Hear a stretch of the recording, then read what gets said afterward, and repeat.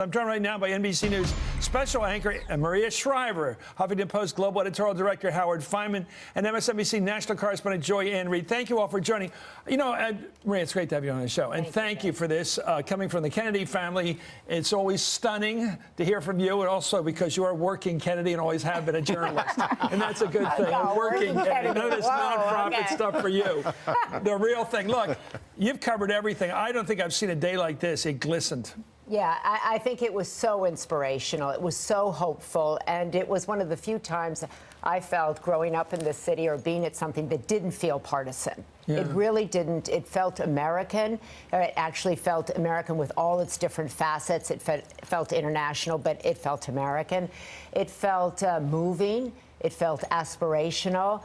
You felt that the president was moved and happy and excited and kind of showing off with his backyard and everything. I mean, it was, you got a sense of like, look at what we've, rolled out for you. Look what we have. And a great deal of respect. It felt very respectful and very moving. And it was really, I found it incredibly inspirational. I felt the same way I felt about this city, which I've come to love. I chose to live here, obviously. Everybody's proud who lives in Washington, especially on pretty days, usually spring days. But today was like a spring day. The city, it was like, come see our house. Look how great this is. And here's the president, who's a cool customer. He's Sinatra cool sometimes. He was giggling with this guy today. And Michelle Obama, the first lady, can be a little hard to sell sometimes. And she was really smiling. It seemed like they were just like kids. Well, Chris, the way I viewed it, and I've lived here for a long time too, is that this kind of citadel of power was occupied by the armies of faith in a really good way. You had a lot of things happening today. I'm Jewish. I just came from high holiday services. You have the Muslims starting a very important holiday of their own tonight. And you had the Pope here. And it's as though all of the usual concerns of Washington amid this beautiful weather were put aside by the very charm and the message of this man, who, by the way, is a fantastic politician. He has a theme. His theme is our common home. I love the way he said that everything today. comes under that. Immigration, income inequality, climate change, our common home. And from his point of view and many in the church, not only freedom, but freedom of religion and the sanctity of conception. All of it came under one theme, all of it expertly embodied by a man with a smile who always accentuates the positive. Anybody who wants to lead in any realm of life, politics or anything else, could study what this man did in this city today. And leave, that's the old Cuomo rule, which leave people feeling up at the end of the speech. A little lecture, but basically leave them feeling like you can do this thing. That there's hope. Yeah, I don't think people feel, though, that he's lecturing them. I think his tone, his shift of language. Were you surprised how soft his voice was for a... Yes, and I thought it was really, he seemed to really be making an effort to speak in English, so that was, he was infallible in his English, I noticed. I think if you back every word was right. To pick up what Howard said, I think people feel better about him than they do about the church at large. Absolutely, and our polls all show that they feel like their values match up with him. They appreciate that he says, who am I to judge, that he is asking people to come back, that he feels inclusive, that he's leading with issues of social justice and poverty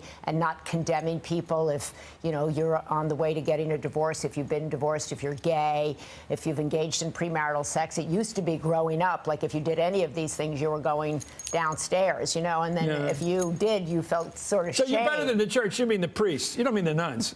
No, I don't mean I think it's hard for him to catch up to the nuns. Anyway, I think they're the best. Anyway, your thoughts, Joanne, because I just think the nuns weren't there today, and I thought they weren't there. It was a completely man world today.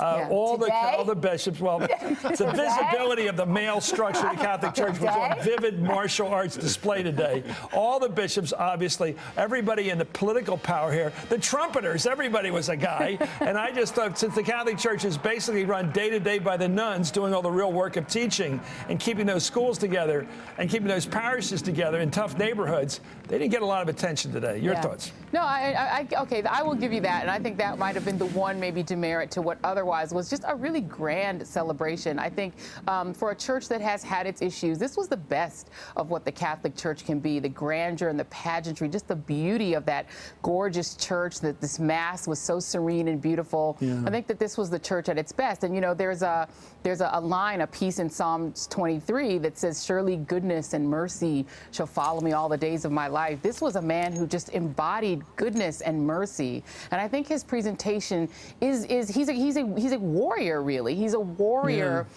For goodness and for mercy, and I think that is a beautiful thing. As somebody, you know, I haven't been Catholic since I was about 6 years old, but this made me really compelled by the church again. And he forces you to listen because he speaks so softly. And I'll tell you, Chris, I think it's so significant. This is a Latin American man, and he's speaking with that accent, speaking as an immigrant to a country where immigrants are really under duress right now and really being targeted by bigotry. And I think that in and of itself was so moving and really wonderful.